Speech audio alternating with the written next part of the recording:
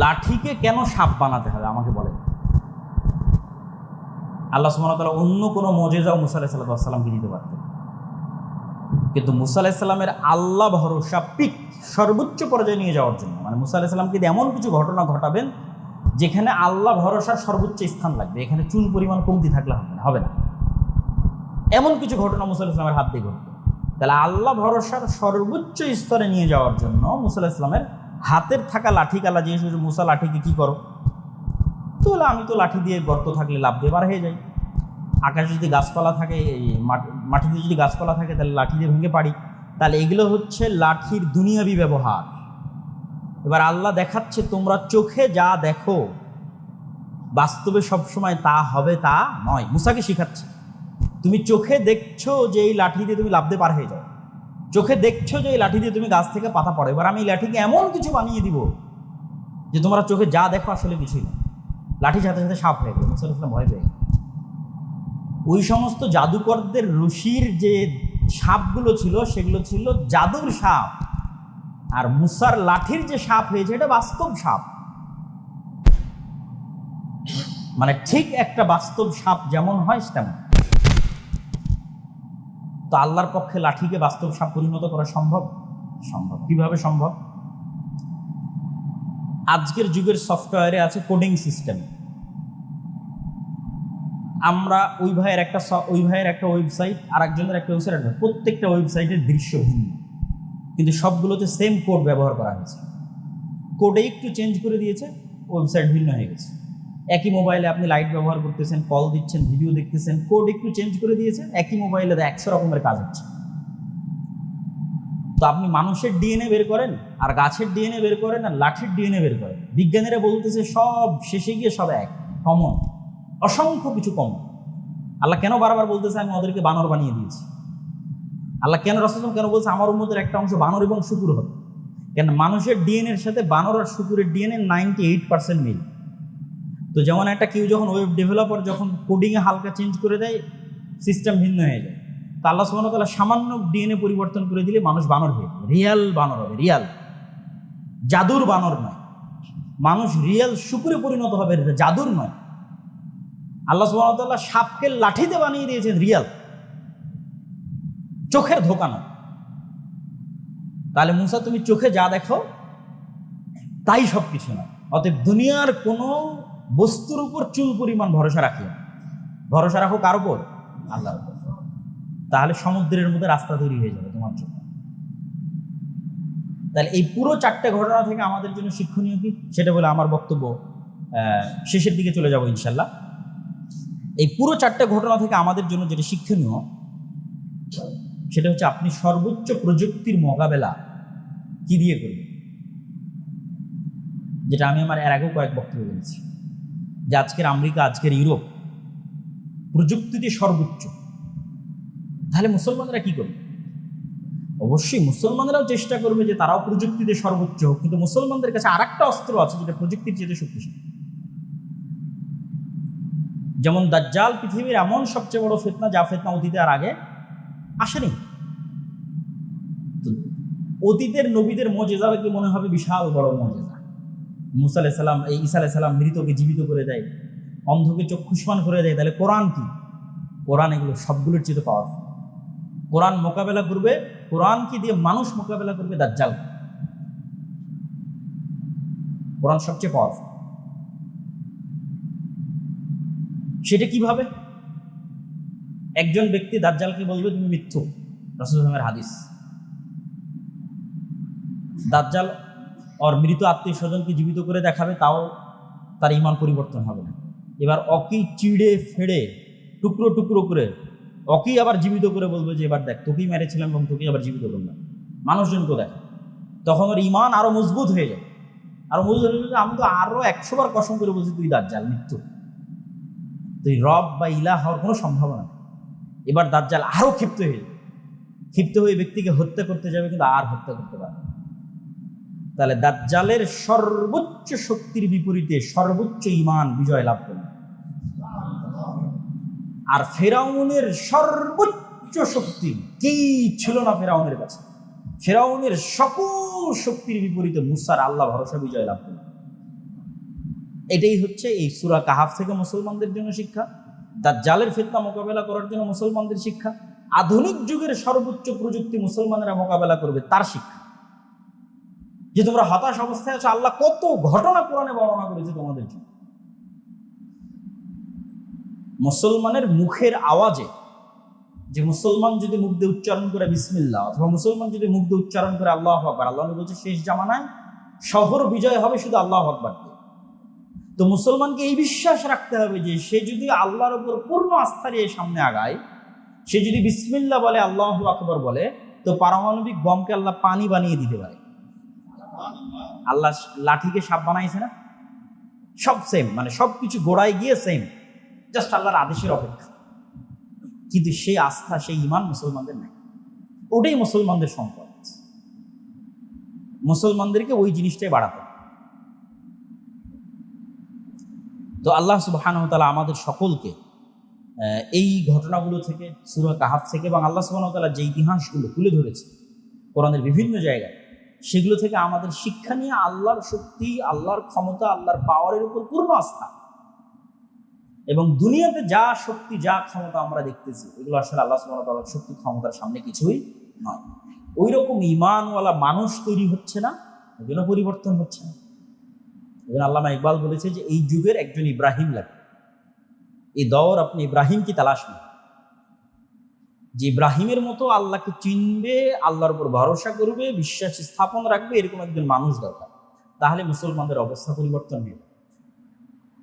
কেন সবাই তো দুনিয়াবী আসবাবের উপর ভরসা করে আছে, আর দুনিয়াবী আসবাবের উপর ভরসা করে দুনিয়াবী শক্তিকে ভয় পাচ্ছে। এবং দুনিয়াবী শক্তিকে ভয় পেয়ে তার ঈমানকে, আল্লাহর উপর ভরসাকে দুর্বল করে দিচ্ছে,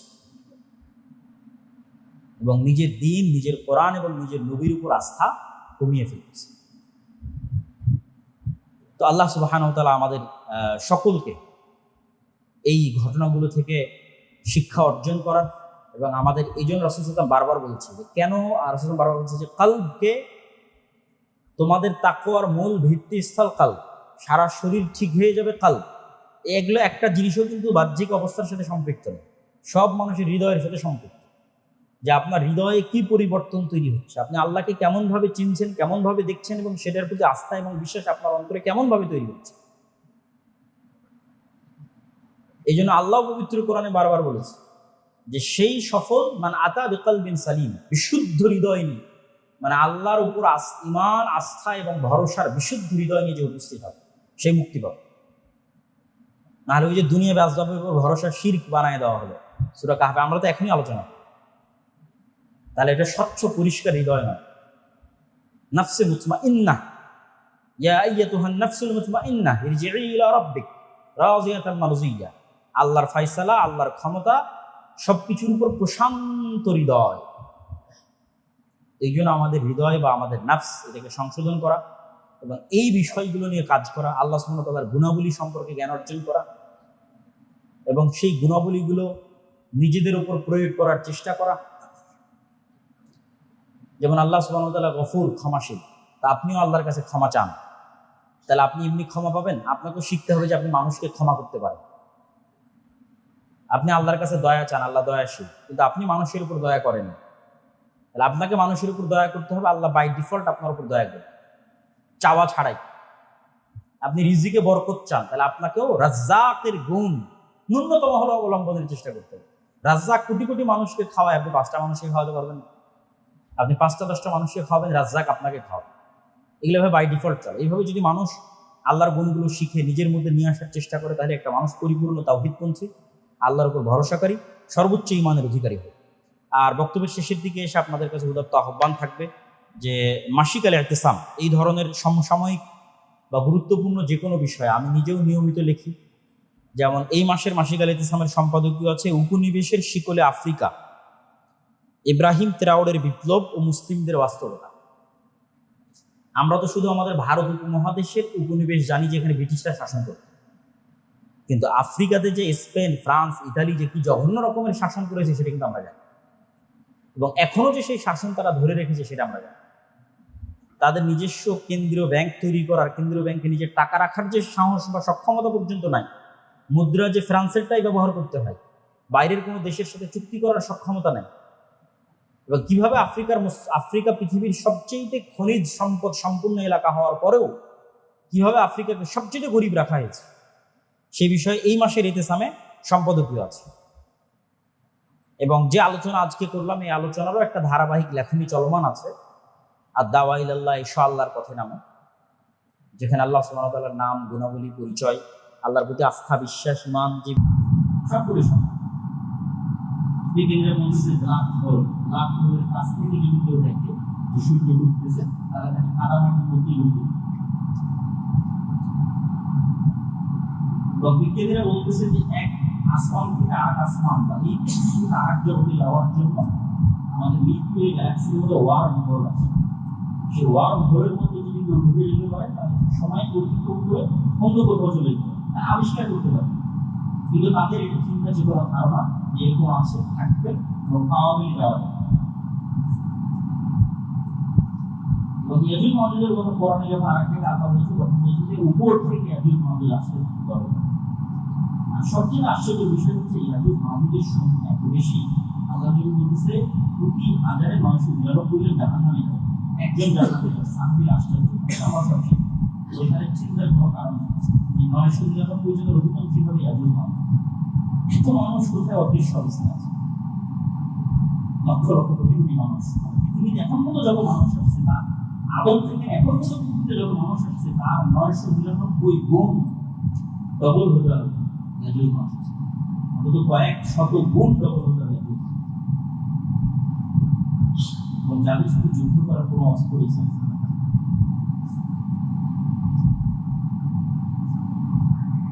তো আমরা যদি এই তিনটে ঘটনার সামনে করছি, তিনটে ঘটনা সূরা কাহফে বর্ণনা করা হয়েছে। এবং আল্লাহ নবী বলেছেন যে সূরা কাহফ পড়বে সে রাতের কাছে থাকবে না। তাই এই তিনটে ঘটনা এবং দাজ্জালের যে বিষয়টা, যে দাজ্জাল যখন আসবে তখন রাসূল বলতেছে পৃথিবীতে প্রথম দিন হবে 1 বছরের সমান। তার মানে বাস্তবে একটা দিন 1 বছরের সমান। নাহলে সাহাবীরা কেন জিজ্ঞেস করতেছে যে আমি 5 ওয়াক্ত সালাত আদায় করবো না, কি হবে?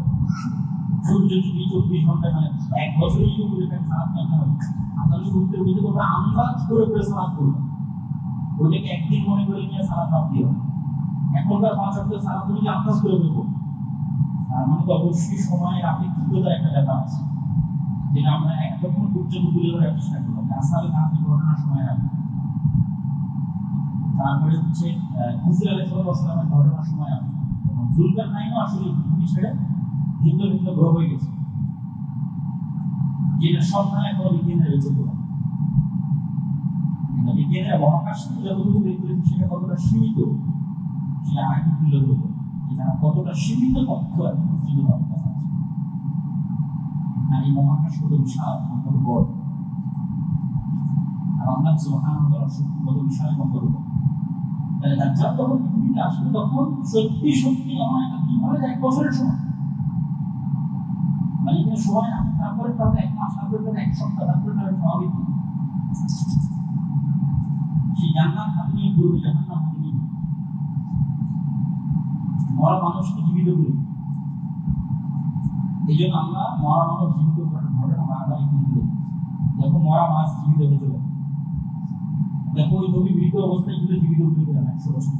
মানে এগুলো কিছুই না, এগুলো রাখছি, এগুলো দাজ্জাল ঘটাতেই পারে। আমি দাজ্জাল কোনো মতে বুঝতে পারছি। মানুষকে বললো তোমার পূর্বপুরুষ বাপমা সবকে জীবিত করে গিয়েছে, সেই জীবিত অবস্থা। এই ঘটনাগুলো তুলে ধরে আমরা সুবহানাহু ওয়া তাআলা থেকে বলার উদ্দেশ্য, এই ঘটনাগুলো থেকে আমাদের শিক্ষার উদ্দেশ্য আমরা সবসময় বাহ্যিক বাস্তবে আমরা সবসময় বাহ্যিক বাস্তবে বরং তার আড়ালে আর কিছু থাকতেই পারে। এবং সেটাই যখন দাজ্জাল আসবে তখন সেভাবেই সম্ভব। এবং এই জন্য দাজ্জালের ফিতনা মোকাবেলা করার সামর্থ্য মানুষের করা উচিত। শুধু আপনার কাছে আশ্রয় চাইতে হবে, পালিয়ে বাঁচতে হবে। দাজ্জাল যখন আসবে তখন পালিয়ে পাহাড়ে, জঙ্গলে, বনে, ইয়াজুজ মাউজুজ যখন ঈসা আলাইহিস সালাম কত কাটি পাহাড়ে আসছে, এগুলো ফিতনা মোকাবেলা করার সক্ষমতা মানুষের। তবে হ্যাঁ, যারা সূরা কাহফ পড়বে এই জিনিসগুলো খুব ভালোভাবে বুঝবে, তাদের অন্তরে বিশ্বাস দৃঢ় হবে, তাদের জন্য অবশ্যই নিদর্শন আছে। আমি এই বিষয়গুলো বিরোধিত এইখানে এগুলো প্রতিবার অনুমোদন করে দিলাম। দ্বিতীয় কথা আমরা একটু পূর্ণ করবো এই অংশগুলো, এবং চতুর্থ যে গল্পটা বাকি আছে সেই গল্পটা বলবো, দুইজন ভাইয়ের গল্প। এবং তারপরে একটু ঘটনাগুলো এই ঘটনাগুলো আমাদের জন্য শিক্ষণীয় কি এবং আমাদের জন্য করণীয় সেটা আলোচনা করি। খুব বিশাল